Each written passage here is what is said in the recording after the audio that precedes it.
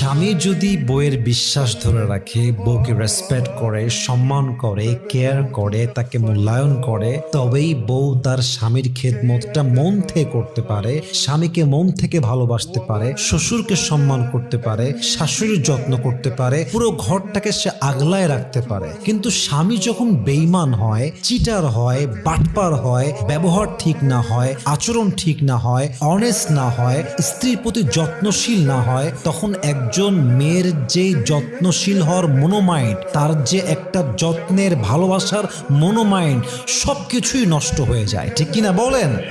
অনেকে মেয়েকে বলে, তুমি তোমার স্বামীকে সম্মান করো না কেন, ভালোবাসো না কেন, খেদমত করো না কেন, টেক কেয়ার করো না কেন? কিন্তু কেউ এটা বুঝতে চায় না যে স্বামী এতটাই খারাপ, একজন বউ চাইলেও সে কখনো মন থেকে সেবা করতেই পারে না। ঠিক কিনা বলেন?